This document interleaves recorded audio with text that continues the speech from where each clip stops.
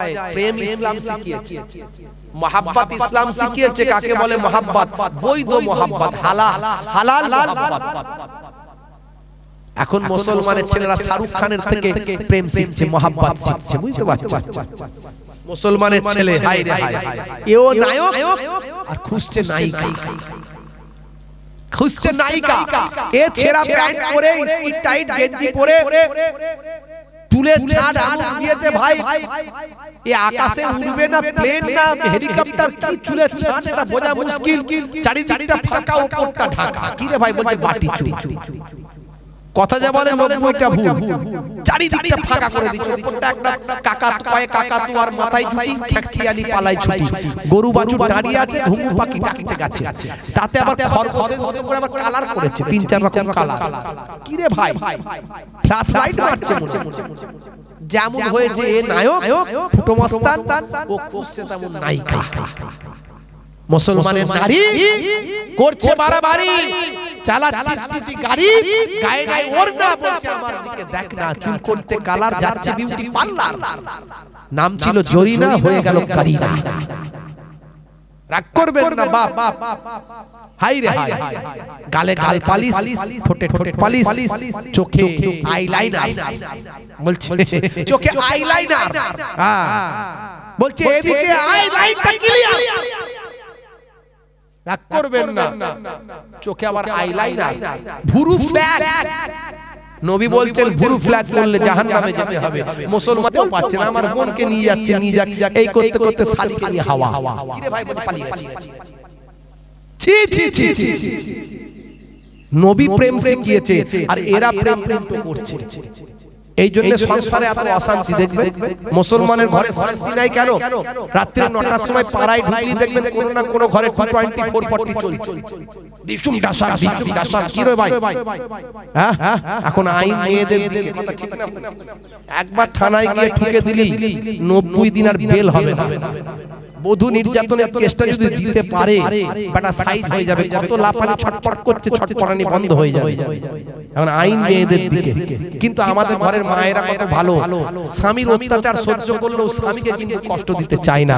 কিন্তু আমাদের ঘরের ছেলেরা আমরা বুঝি না যে ঘরের মায়েরা কত ত্যাগ স্বীকার করে, কত কষ্ট করে, কত পরিশ্রম করে। তারা তোমার ঘরের মেথর হয়ে, মেথর তোমার ছেলের পায়খানা পরিষ্কার করে, ধোপা হয়েছে তোমাদের জামা কাপড়গুলো ধোয়, রাঁধুনি হয়েছে তোমাদের ঘরের রান্নাগুলো করে। তোমাকে জেনা ব্যভিচারী থেকে বাঁচাচ্ছে, পতিতালয়ে যাওয়া জেনাখোর ব্যভিচারী থেকে তোমাকে বাঁচিয়েছে, কত বড় বড় ইহসান করছে। অথচ একটা সামান্য অন্যায় করে ফেললে চোখ দেখাও, গালি দাও, মারতে যাও, অসম্মান করো। সে তো কারোর বাপ, সন্তান, কারোর মেয়ে, কারোর ভাই। এটা কি বুকে লাগে না? তোমার কন্যা একদিন আল্লাহ দিতে পারে, তোমার বোন আছে, তোমার মা আছে। আজকে আমাদের ঘরে এত অশান্তি কেন? আজকে আমরা নারীদেরকে আরো বেশি সম্মান করতে হবে। ইসলাম কত সম্মান করতে শিখিয়েছে। কন্যা হিসাবে নবী আমার যখন কোথাও বাইরে যেতেন, সবচেয়ে শেষে মা ফাতেমার সঙ্গে দেখা করে যেতেন। বেটি, ও আমার কন্যা ফাতেমা, তাহলে আমি একটু যাচ্ছি সফরে, দোয়া করো, আমি যাচ্ছি। হ্যাঁ, আসসালামু আলাইকুম। বেটি ফাতেমা, ওয়ালাইকুম আসসালাম আব্বাজান, দোয়া করবেন। নবী আমার সবচেয়ে শেষে বেটি ফাতেমার সঙ্গে দেখা করতেন। আবার কোথায় সফর থেকে ফিরে এসে সবচেয়ে আগে বেটি ফাতেমার সঙ্গে দেখা করতেন। তার কারণটা কি? কারণটা হচ্ছে নবী আমার শিক্ষা দিতেন, মেয়ের সঙ্গে সবচেয়ে বেশি আমার নবী যে ভালোবাসার নিদর্শন দেখিয়েছেন, টাইমিং ডিউরেশন। এই যে ডিউরেশন, টাইমিং ডিউরেশন, যেটা এটা সবচেয়ে কম রেখেছেন, কম রেখে বোঝাতে চেয়েছেন মেয়েদেরকে সম্মান করো, কন্যাকে ভালোবাসো, কন্যাকে সম্মান করো। কারণ সে তোমার ঘরের মেহমান। বিয়ে হয়ে গেলে অন্য ঘরে চলে যাবে, সে তোমার ঘরের মেহমান। বন্ধুরা আমার, স্ত্রী হিসাবে সম্মান দিয়েছেন নবী আমার। কি সম্মান রাসূল দিয়েছেন স্ত্রী হিসাবে? আমার আল্লাহ কোরআন জানিয়ে দিয়েছে, হুন্না লিবাসুল লাকুম ওয়া আনতুম লিবাসুল লাহুন্না। স্বামী স্ত্রীর জন্য পোশাক, স্ত্রী স্বামীর জন্য পোশাক। একে অপরের ইকুয়াল, একে অপরের ইকুয়াল, সমতুল্য, সমান। স্ত্রী কষ্ট পেলে যেন স্বামী তার অনুভব করে, স্বামী কষ্ট পেলে স্ত্রী যেন তার অনুভব করে। আম্মা জান খাদিজা বাড়িতে কাঁদছেন, আম্মা জান খাদিজাতুল কুবরা রাদিয়াল্লাহু তাআলা আনহা বাড়িতে কাঁদছেন। মা ফাতেমা ছোট বাচ্চা আব্বা জানকে খবর দিলেন, আব্বা জান ওয়াজ করছেন, বিশ্বনবী দয়ার নবী ওয়াজ করছেন। এই বলবো কষ্ট হচ্ছে আপনাদের? বলবো? হে তরুণ যুবকেরা, হে আমার বন্ধুরা, হে আমার মুরব্বিয়ানেরা, শুনে রেখে দিন বাবা, জেনে রেখে দিন বাবা। কথায় কথা বেড়ে যায়, ছোট্ট করে বলে দিয়ে আবার আসল কথাতে চলে যাব। যে কথাটা বলছিলাম, মূল সাবস্ট্যান্সটা আপনাদের সামনে ছোট্ট করে তুলে ধরব, মূল সারসংক্ষেপটা ছোট্ট করে তুলে ধরব। তার আগে মেয়েদের কথা বলতে গিয়ে স্ত্রীকে কেমন মহাব্বত নবী করেছেন একটু ছোট্ট নমুনাটা আপনাদের সামনে দিচ্ছি। হে তরুণ যুবকেরা, হে আমার বন্ধুরা, হে আমার শুনে রেখে দিন বাবা, জেনে রেখে দিন বাবা। এমন সময় দেখতে পাওয়া যায় আম্মা জান খাদিজাতুল কুবরা রাদিয়াল্লাহু তাআলা আনহা বাড়িতে কাঁদছেন বাবা। এমন সময় আম্মা জান ফাতেমা ছোট্ট বাচ্চা বয়স আল্লাহর নবীকে সে খবর দিলেন, আব্বা জান, আব্বা জান, আব্বা জান, বাড়িতে আম্মা জান কাঁদছে আর আপনি ওয়াজ করছেন। হে তরুণ যুবকেরা, হে আমার বন্ধুরা, শুনে রেখে দিন বাবা। এমন সময় দেখতে পাওয়া যায় আল্লাহর নবী সেই সময় জরুরি ওয়াজ বন্ধ করে দিলেন। দেখুন কি মহাব্বত, নবী আমার ওয়াজ বন্ধ করে দিলেন। ঘরেতে স্ত্রী কাঁদবে আর আমি বাইরে ওয়াজ করব, এটা কখনো হতে পারে না। নবী আমার জরুরি ওয়াজ করা বন্ধ করলেন। ওয়াজ করা বন্ধ করে দিয়ে সঙ্গে সঙ্গে বাড়িতে গিয়ে বিবি খাদিজার কাছে গিয়ে হাজির দিলেন। ও বিবি খাদিজা, কেঁদো না বিবি খাদিজা, কেঁদো না, কেঁদো না, তুমি আমার সুখের সাথী দুঃখের সাথী। ও বিবি খাদিজা, তোমার কান্না আমি রাসূল সহ্য করতে পারি না। জোরে হবে না? আরে জোরে হবে না? হে তরুণ যুবকেরা, হে আমার বন্ধুরা, শুনে রেখে দিন বাবা, জেনে রেখে দেন আল্লাহর নবী এমন সময় জিজ্ঞাসা শুরু করলেন, ও বিবি খাদিজা, কান্নার কারণটা তোমার বলো, কেন তুমি কাঁদছো আমাকে একটু বলো। সেই সময় বিবি খাদিজা বললেন, ইয়া রাসূলুল্লাহ, হাবিবাল্লাহ, অন্য কিছু কারণ নাই, কারণ আর অন্য কিছু নাই, কারণ হলো একটাই, আমার এখন জাহান্নামের আযাবের কথা মনে পড়েছে। এই জাহান্নামের আযাবের কথা মনে পড়ায় আমি আপনার স্ত্রী জাওজা খাদিজা কান্নায় জড়সড় হয়েছি। আল্লাহর নবী বললেন, ও বিবি খাদিজা, কেঁদো না, কেঁদো না, কেঁদো না, আমি তোমার জন্য দোয়া করছি, কান্না তুমি বন্ধ করে দাও। এ তরুণ যুবকেরা, আল্লাহর নবীর কথা শুনে আম্মা জান খাদিজাতুল কুবরা রাদিয়াল্লাহু তাআলা আনহা সেই সময় চিন্তা করলেন, এই সময় আমার স্বামী, আমার সওহার, আখেরি জামানার পয়গম্বর, জগতের শেষ নবী, তিনি আমার কান্নাটা থামাতে চান, তাহলে এই সময় আমার কিছু চাইতে হবে। আল্লাহর নবীকে বললেন, ও আমার প্রিয়তম স্বামী, ও আমার সওহার, ও আখেরি জামানার পয়গম্বর, আমি আপনার কথাই কান্না থামিয়ে দেব, কিন্তু মনে রাখবেন কখনই কান্না থামাতে পারি যখন আপনি আমার শর্ত পূরণ করবেন। আপনার কাছে আমার কিছু চাওয়ার আছে, আপনার কাছে আমার কিছু মাঙ্গার আছে, আপনি যদি সেটা দেন আমি আমার কান্না থামিয়ে দেব। জোরে হবে না? জোরে হবে না? আল্লাহর নবী বললেন, বিবি খাদিজা, তুমি কি চাও আমার কাছে বলো, তুমি আমার কাছে কি চাও বলো। এমন সময় আল্লাহর নবীর কাছে বিবি খাদিজা বলেছিলেন, ইয়া রাসূলুল্লাহ, হাবিবাল্লাহ, আমি আপনার কাছে কয়েকটা শর্ত দিচ্ছি, এই শর্তটা আমার পূরণ করেন। যদি এই শর্তটা আমার পূরণ করেন তাহলে আমি কান্নাটা থামিয়ে দেব। বন্ধুরা আমার, তরুণ যুবকেরা আমার, মুরব্বিয়ানেরা আমার, সেই সময় দেখতে পাওয়া যায় আল্লাহর নবী, আল্লাহর রাসূল সেই সময় বললেন, বিবি খাদিজা, নিশ্চয়ই তোমার শর্ত আমি পূরণ করব, বলো তোমার কি শর্ত আছে। আল্লাহর নবীকে সেই সময় বিবি খাদিজা বলেছিলেন, ইয়া রাসূলুল্লাহ, হাবিবাল্লাহ, আমার কয়েকটা শর্ত আছে, তার মধ্যে একটা হলো যে আমি যখন ইন্তেকাল করব, আমাকে তো মারা যেতেই হবে এক সময়, যখন আমি মারা যাব, ইন্তেকাল করব, তখন আপনার জুব্বা যেটা আপনি পরেন এই জুব্বা দিয়ে আমার কাফনের কাপড়টা বানিয়ে দেবেন। জোরে বলুন সুবহানাল্লাহ। আমার কাফনের কাপড়টা হবে আপনার জুব্বা দিয়ে। এটা হলো আমার প্রথম শর্ত। আর 2 নাম্বার শর্ত হলো ইয়া রাসূলুল্লাহ হাবিবাল্লাহ, 2 নাম্বার শর্ত হলো কবরে দেওয়ার পরে, কবরটা খনন করার পরে সবচেয়ে আগে আমার কবরটায় আপনি খালি গায়ে একবার গড়াগড়ি দেবেন, যাতে করে আখেরি জামানার পয়গম্বর তিনি আমার কবরে যদি গড়াগড়ি দেন তাহলে আমার কবরটা শান্তির জায়গা হয়ে যাবে। তাই আমার শর্ত হলো আপনি আমার কবরটা একবার নেমে গড়াগড়ি দেবেন। এটা আমার দ্বিতীয় শর্ত। বন্ধুরা আমার, তরুণ যুবকেরা আমার, মুরব্বিয়ানেরা আমার, 3 নাম্বার শর্ত আল্লাহর নবী আল্লাহ রাসূলকে সেই সময় বলেছিলেন ইয়া রাসূলুল্লাহ হাবিবাল্লাহ ও আল্লাহর নবী ও আল্লাহর রাসূল, 3 নাম্বার শর্ত হলো কবরে দেওয়ার 24 ঘন্টা, কবর দেওয়ার 40 পা চলে আসার পরেই, কবরে দেওয়ার পরে যখন কবর দেওয়ার পরে সমস্ত মানুষ 40 কদম চলে আসবে, তখনই মুনকার নাকির ফেরেশতা এসে 3টে প্রশ্ন করবে। এই 3টে প্রশ্নের উত্তর আমি বিবি খাদিজা দেব না, বরং আপনি আমার পক্ষ থেকে এই 3টে প্রশ্নের উত্তর দিয়ে দেবেন। জোরে বলুন সুবহানাল্লাহ। বন্ধুরা আমার, তরুণ যুবকেরা আমার, এই সুযোগে এই 3টে শর্ত যখন রেখে দিলেন, আল্লাহর নবী বললেন যাও হে বিবি খাদিজা, তোমার 3টে শর্তই আমি গ্রহণ করে নিলাম। জোরে বলুন সুবহানাল্লাহ। জোরে হবে না? হে তরুণ যুবকেরা, হে আমার বন্ধুরা, হে আমার মুরব্বিয়ানেরা, শুনে রেখে দিন বাবা, জেনে রেখে দিন বাবা। হে মুসলমান, একটুখানি লক্ষ্য করুন। এমন সময় দেখতে পাওয়া যায় আম্মা জান কিছুদিন পরে আম্মা জান যখন ইন্তেকাল করেন, আম্মা জান ইন্তেকালের পরে আল্লাহর নবী কেঁদে জারে-জার হয়ে গেলেন। আহা, বিবি খাদিজা তিনি হলেন আমার সুখের সাথী, দুঃখের সাথী। তিনি আমার সমস্ত সময় আমার পাশে থেকেছেন। বিবি খাদিজা ইন্তেকালের পরে আল্লাহর নবী কেঁদে জারে-জার হলেন, চোখ দিয়ে অশ্রু বিসর্জন করলেন।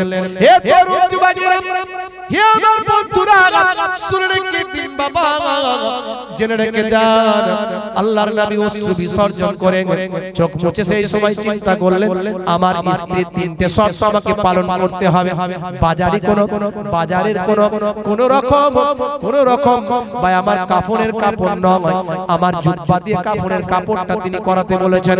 তাই আল্লাহর নবী ভাই আমার আম্মা জান খাদিজাতুল কুবরা রাদিয়াল্লাহু তাআলা আনহার প্রথম শর্তটা নিজের জুব্বা দিয়ে বানিয়ে কাফনের কাপড় বানিয়েছিলেন। কাফনের কাপড়টা জুব্বা দিয়ে করিয়ে দিয়েছিলেন। হে তরুণ যুবকেরা, হে আমার বন্ধুরা, শুনে রেখে দিন বাবা, জেনে রেখে দেন, আল্লাহর নবী আল্লাহর রাসূল ভাই আমার কবরটা যখন খনন করলো, সাহাবায়ে কেরামেরা তাদের বললেন উঠে আসো বাবা, আমার স্ত্রী, আমার জাওজা, আমার সুখের সাথী, দুঃখের সাথী, আমার বিবি খাদিজা, দ্বিতীয় শর্ত আমাকে পূরণ করতে হবে। আম্মা জান খাদিজাতুল কুবরা দ্বিতীয় শর্তটা পূরণ করার জন্য নবী আমার ভাই আমার কবরে নেমে পড়লেন। কবরের মাটি প্লেট করার পরে নবী আমার জুব্বাখানা খুলে ফেললেন, মাহারে নবুয়াতের স্ট্যাম্প নিয়ে নবী আমার খালি গায়ে মা খাদিজার কবরটাই গড়াগড়ি দিলেন। হে তরুণ যুবকেরা, হে আমার বন্ধুরা, হে মায়েরা, কানুনি মায়েরা, শুনে রেখে দেন, নবী আমার স্ত্রীকে কি ভালোবেসেছেন আর স্ত্রী নবীকে কেমন ভালোবেসেছেন। আজকে ঘরে ঘরে অশান্তি কেন? হে মায়েরা, স্বামীকে মহব্বত করো, স্বামীকে ভালোবাসো।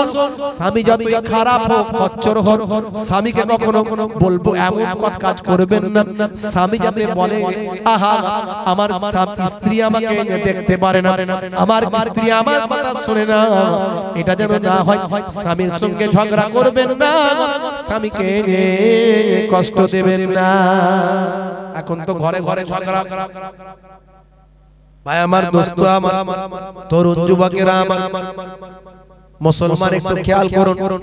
শিক্ষকের স্ত্রী ঝগড়ার সময় বলে আমাকে বেশি শেখাতে শোনা, অভিনেতার স্ত্রী ঝগড়ার সময় বলে আমার সঙ্গে নাটক করো না। ইঞ্জিনিয়ারের স্ত্রী ঝগড়ার সময় বলে মেরে বাড়ি চাপা দিয়ে দেব। দোকানদারের স্ত্রী ঝগড়ার সময় বলে আমাকে সস্তার মাল পেয়েছ। জেলের স্ত্রী ঝগড়ার সময় বলে মেরে শুটকি মাছ বানিয়ে দেব। আর কসাইয়ের স্ত্রী ঝগড়ার সময় বলে কেটে টুকরো টুকরো করে ফেলব। আর মাওলানার স্ত্রী আলেমের স্ত্রী ঝগড়ার সময় বলে, নবী বলে দিয়েছেন ঝগড়া চলবে না, বসে আলোচনায় মিটিয়ে নেব। ইমাম আহমদ বিন হাম্বল রাহমাতুল্লাহ আলাইহি তিনি যখন তার স্ত্রীকে দাফন করছেন, হায়াতে থাকা অবস্থায় তার স্ত্রীকে দাফন করছেন, চোখ দিয়ে পানি ঝরছে, চোখ দিয়ে পানি ঝরছে, আর বলছেন হে আমার প্রিয়তম জাওজা, হে আমার প্রিয়তম স্ত্রী, 30টা বছর আমার সঙ্গে সংসার করেছো, কিন্তু একটা দিনও তোমার সঙ্গে আমার ঝগড়া হয়নি। আমার দোস্ত আমার ইমাম আহমদ বিন হাম্বলের সেই সময় শিষ্য বলেছিল, ছাত্র বলেছিল হুজুর বেয়াদবি নেবেন না। এই দুঃখের সময় একটা কথা আপনার কাছে জানতে চাই, আপনি যে বললেন ও আমার প্রিয়তমা স্ত্রী, 30টা বছর তোমার সঙ্গে ঘর সংসার করেছি, কিন্তু তোমার সঙ্গে একটা দিনও আমার ঝগড়া হয়নি, বিষয়টা খুলে বলো। সেই সময় ইমাম আহমদ বিন হাম্বল অশ্রুসিক্ত নয়নে বলেছিলেন ও আমার ছাত্র শুনে রেখে দাও, স্টুডেন্ট, হে আমার ছাত্র শুনে রেখে দাও, যখন তোমার আমার স্ত্রী যখন রাগান্বিত হয়েছে তখন আমি চুপ করে শুনে নিয়েছি, আর যখন আমি রাগান্বিত হয়েছি তখন আমার স্ত্রী শুনে নিয়েছে। কারণ আমরা ঝগড়া ইসলামে নিষেধ, তাই আমরা কখনো ঝগড়া করিনি। এটাই পাওয়া যায়, প্রেম ইসলাম শিখিয়েছে, মহাব্বত ইসলাম শিখিয়েছে। কাকে বলে মহাব্বত? বৈধ মহাব্বত, হালাল হালাল মহাব্বত। এখন মুসলমানের ছেলেরা শাহরুখ খানের থেকে প্রেম শিখছে, মহাব্বত শিখছে, বুঝতে পারছো? মুসলমানের ছেলে হায় রে হায়, এও নায়ক আর খুঁজছে নায়িকা, খুঁজছে নায়িকা। এ ছেঁড়া প্যান্ট পরে, স্কিন টাইট গেঞ্জি পরে, চুলে ছাড় আলু দিয়েছে ভাই, এ আকাশে উড়বে না, প্লেন না হেলিকপ্টার, কি চুলে ছাড় এটা বোঝা মুশকিল। চারিদিকটা ফাঁকা, উপরটা ঢাকা। কি রে ভাই বলছে বাটি চুল, কথা যা বলে 90টা ভুল, চারিদিকটা ফাঁকা করে দিচ্ছে। উপরটা একটা কাকা কয় কাকাতু আর মাথায় ঝুঁটি, খ্যাক্সিয়ালি পালাই ছুটি, গরু বাছুর দাঁড়িয়ে আছে, ঘুঘু পাখি ডাকছে গাছে, তাতে আবার খরগোশের মতো করে আবার কালার করেছে, 3-4 রকম কালার।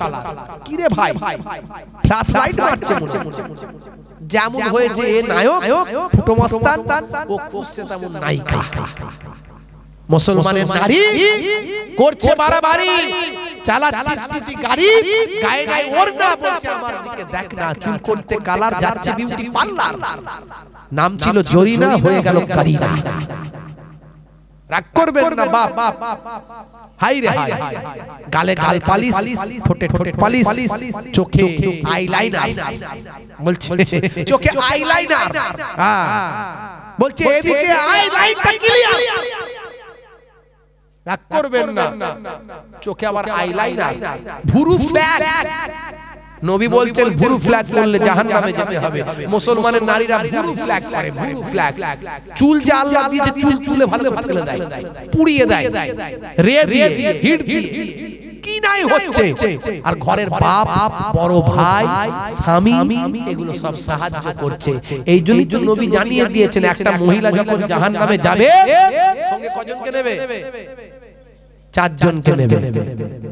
বাপকে নেবে, বলে তুমি আমাকে গাইড করোনি, আমি বলেছিলাম আব্বা এটা 2024 সাল, সকালে টিউটার, বিকালে কম্পিউটার, তার জন্য তোমার মেয়ের একটা টুপার দরকার।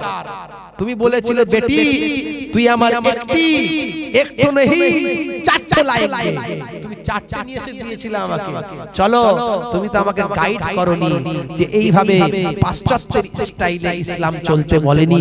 ইসলাম সুন্দর জীবন যাপন করতে বলেছে, সুন্দরভাবে পর্দার মধ্যে থাকতে বলেছে, পর্দার মধ্যে পড়াশোনা করতে বলেছে। ইসলাম বাধা দেয়নি। ইসলাম মেয়েদেরও শিক্ষার কথা বলেছে, যেমন ছেলেদের শিক্ষা ফরজ, মহিলাদেরও শিক্ষা ফরজ। তবে পর্দার মধ্যে, হিজাবের মধ্যে। আপনারা দেখেছেন কর্ণাটকে মুস্কান বলে যে মেয়েটা, যাকে কিছু চাদরেরা ঘিরে ফেলেছিল, একটা ধর্মীয় স্লোগান দিচ্ছিল, মুস্কানকে অপমান করেছিল, সারা মহিলা জাতিকে অপমান করেছিল। শুধু মুসলিম নয়, সমস্ত সম্প্রদায়ের নারী জাতিকে তারা এই চাদরগুলো অপমান করেছিল। মুস্কান সেই সময় তাদের বিরুদ্ধে, তাদের এগেইনস্টে একা রুখে দাঁড়িয়েছিল। আল্লাহ মহান, আল্লাহু আকবার দিয়ে সেই মহিলা, তাকে কেন অপমান করা হয়েছিল?